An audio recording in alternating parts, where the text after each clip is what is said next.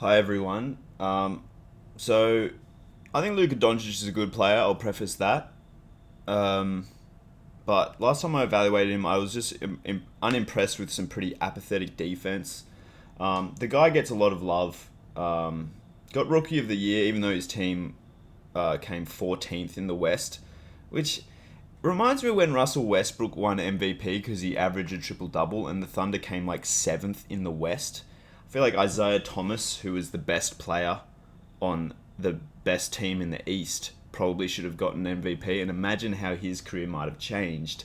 Rather than like flaming out of the league partly because of injuries, he might have gotten that max contract if he earned MVP. Who knows?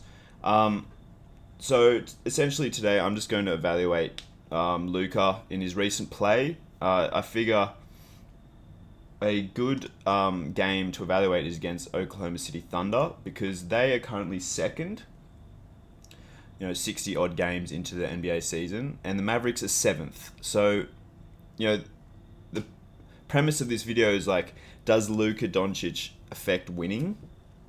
And he's got some good skills. I'm just not sure that he's the guy to carry you to championships. But we'll break down his play. He might have improved a lot.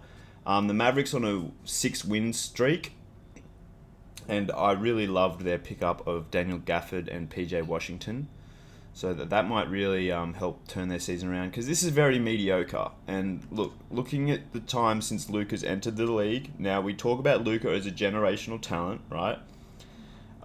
They came 14th in the West, 7th, 5th, 4th, and then 11th last year. I mean, that sucks, man. I mean, come on. Do you think Jordan would have let that sort of thing happen? And Luka, I feel like, is talked about as like a top 5 player in the NBA.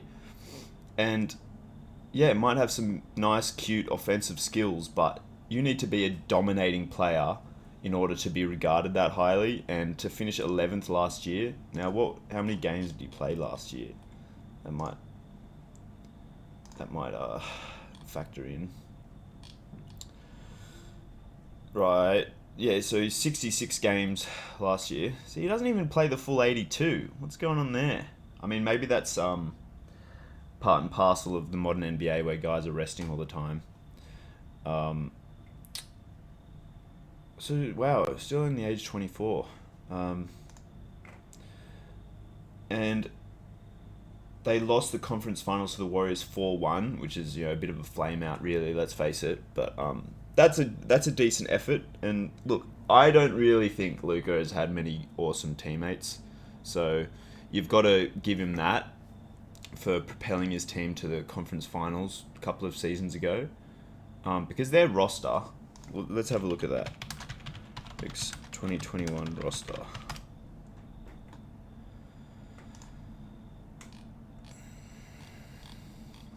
Oh, they had Charlie Brown Jr., who's a monster.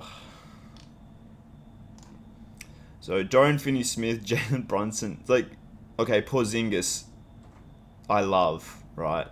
Josh Green's pretty good, but 15 minutes a game wasn't really enough to impact the game that highly. So a bunch of pretty mediocre players, in my opinion, surrounded Luka here. But like, I think Porzingis, like the Celtics have a great shot to win the title because they acquired Porzingis. I think he's just, a guy who can defend the rim, rebound, and shoot and dribble. Like, he's a great asset. I think Jalen Brunson's very overrated because he's a ball dominant guy who puts up points but doesn't necessarily do much else to help the team. But yeah, and look, I think if you watch international basketball, Lucas generally keeps his teams competitive even though he doesn't have like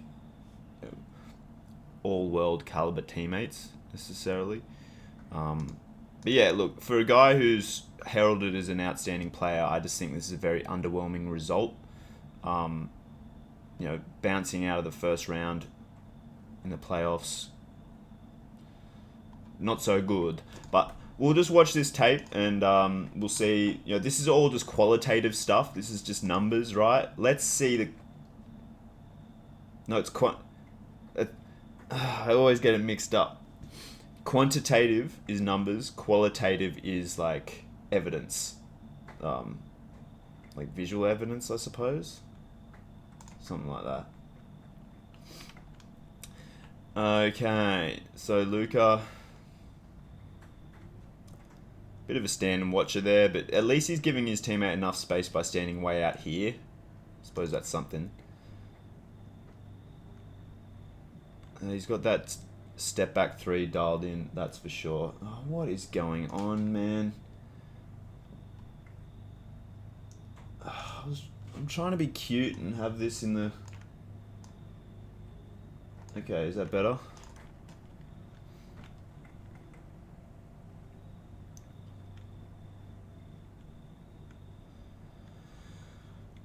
Right. Yeah, I mean, look, let's face it. He's definitely worth an NBA max contract, and because just because he can knock down those shots. I mean, that's tough to guard, and creating space with his handle like that is awesome. He plays reasonably hard defensively. Just like allowing the drive inside is just bad technique. But even like having his arm by his torso means that there's less chance. Well, it protects his own body, which is a good thing, and less chance that he's going to have a foul probably. Decent step out there. Again, standing and watching, I'd like him to move off ball a bit more.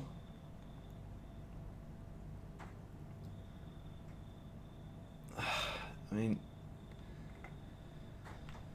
it's kind of like the James Harden mold of offense where it's like you have one very skilled three-point shooter and he jacks up a lot of them. I'm just not sure that like this is a team first play. Like this is a ridiculously tough shot and he makes it, but for every one he attempts, how many is he going to miss?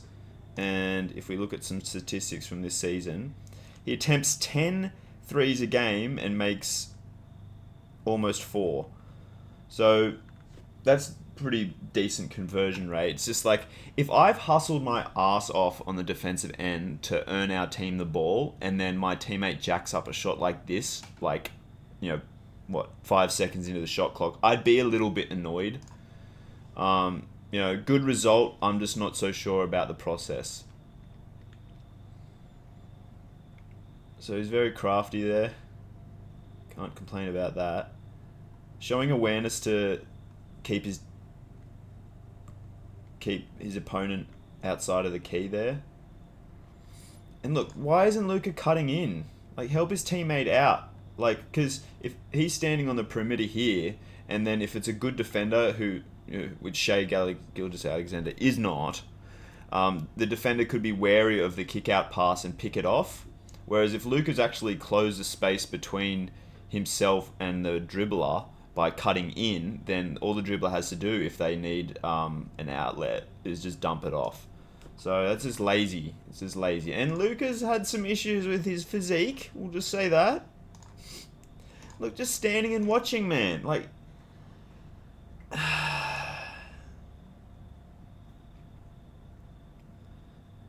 and leaves his feet to pass, which I'm not a fan of. But I suppose, could you have done that? If he was super duper strong with his left, what he could have done is jabbed this defender and then lofted it with his left without having to leave his feet. But it's a bit right-hand dominant play here to lob it up, but still pretty good vision. And they absolutely flogged this Thunder team. So the Thunder really competitors. I mean, you can't get flogged by another, a team that's what? 7th in the West. You can't be beaten by 35 points. That's an absolute embarrassment. Yeah, it was 146 to 111. And that's shameful shit. So here's Luka with a throw head pass. Good technique with 2 hands to get good distance on it. Showing good awareness. And these are all just risky passes, man. What does happen here? How could the Thunder have defended this? This guy's sinking way too high. He needs to be wary of any backdoor movement, and so Luka can get this off. And Joe, I think it's Isaiah Joe, still almost deflects it. So yeah, And remember, these are highlight plays. It's not the full game. So what's his turnover rate look like? So hovering around 4 turnovers a game, that's pretty shit. Of course, the assist to turnover ratio is like 2, which isn't so bad, but a turnover often is essentially, it's a 4-point swing where you could have scored, but instead the opposition gets the ball in a generally a great position and then usually scores. So it's a 4-point swing. So turnovers are dreadful. Not really boxing out this guy enough here.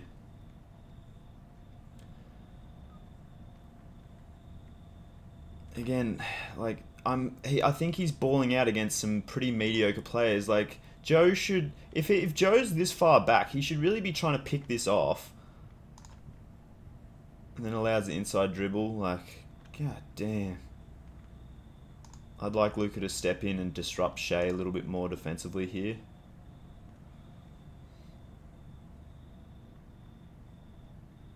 Step back 3. Again, a 3 that's a little bit irresponsible. Still 8 seconds in the shot clock. Could have probably, I don't know, he's got a smaller guy on him. Start posting up or something.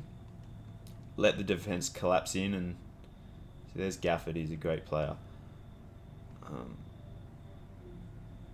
So yeah, I like that. That shows good awareness of where the rebound might deflect to, right? And also maybe an understanding that a guy defending a shooter often isn't in great position to get the defensive rebound against the shooter.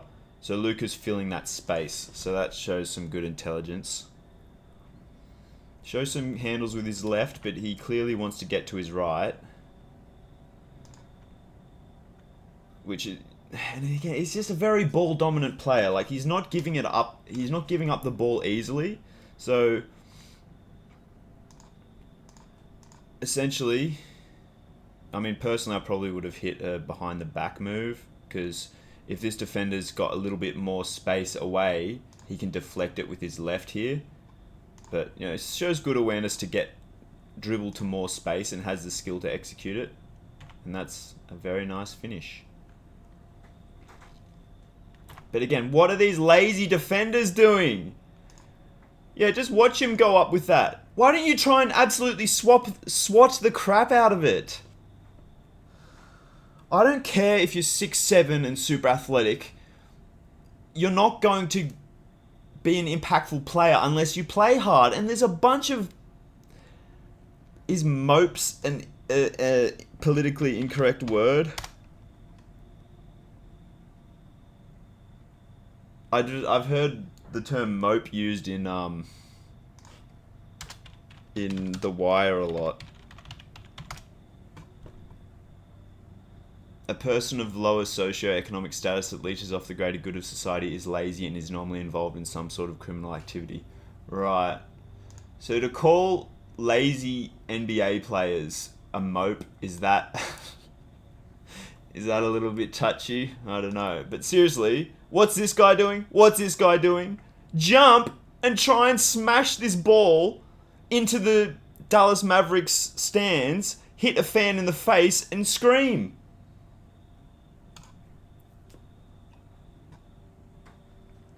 But instead, Luka gets to gloat. Look at me. Look at me. I haven't really done much for the franchise, to be honest. Bunch of very mediocre results, but I'm going to act like I'm the top dog, yo. Which he is, because the roster's been pretty crap for years. Anyway, maybe I'm getting a little heated here. I'd definitely pay Luka, like he's worth a max contract. I mean, personally, I'd offer him maximum of like 2 years, maybe like $12 million a year, because he's a very skilled offensive player, can get you 20 points a night, pretty much guaranteed, has some good vision to find the open man, perhaps leaves his feet to pass a little bit isn't as strong on the left as you would have liked. Like this fancy layup here, right?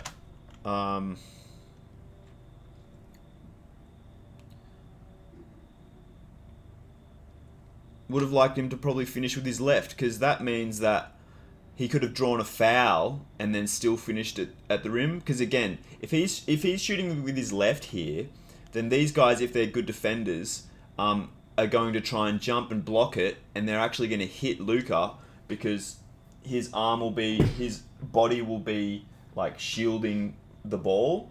When you're finishing at the left with your left at the rim, it's much safer. Whereas if you're finishing with your right at the rim, the ball is actually exposed to be blocked.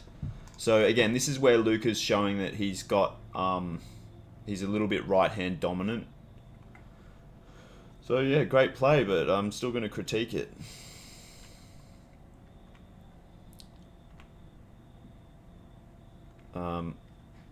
So look, I think he's probably good enough to be your third best player on a championship team, something like that. Unless you've got an insanely well-rounded team, which, you know, the Kawhi Leonard Raptors, like Kawhi was the best player on that team, but he was surrounded by a lot of really solid players as well, and I think that's how they got it done against a prime Warriors team. So that was impressive. Although I think they didn't have Clay, who's probably been the biggest difference maker for the Warriors historically, I think. And then defensively, and also offensively, Luka doesn't really move off ball as much as he should.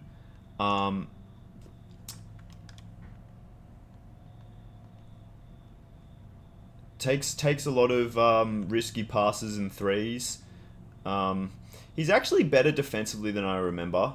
I would say that he hustles a bit more than I recall. But yeah, I just don't think that he's a tenacious competitor and doesn't do enough offensively when he doesn't have the ball to actually like create a highly efficient offense. So that's my 2 cents. Hope you enjoyed this. If you want to see some more breakdowns, I've got to give a plug to my paid content. You're looking at either $2.50 or $3.50, depending on the tier you want, or you can pay $3.50 a month, and then you get access to all my videos on my website here, and get some mail every 10 days giving you an update of what I've been doing. So some NBA content, so some free stuff, you can check that out. Some paid stuff, we got Gilbert and Arenas and Dwight Howard should have been given more time together, because I think both those guys probably top 15 players of all time, and they're on the same team, like under the age of 32, and they only got like half a season together. And then how to guard Miami Heat star Jimmy Butler. Like that's a contentious thing for me to propose that I know how, because I'm a nobody relative to Jimmy Butler, but I just notice a lot of flaws in Jimmy's game, namely that he doesn't have a left-handed. 95% of the time he's going to want to finish with his right hand, and so you just cut off the right and he's going to struggle. That's my hypothesis. That's my premise for that video. And then we got some other stuff if you're into gridiron, MMA, there's some stuff there. So check it out if you like, and help support my work. It'd be beautiful. Because today I worked in a factory, and a job's a job. Good, good to have a job to actually know you can pay the bills rather than trying to be an entrepreneur, and just have to grind, generate work yourself. But yeah, obviously making money off of this stuff, my true passion, would be dope. So if you can spare a few bucks, you get some pretty decent content here, I think. And yeah, have a good one.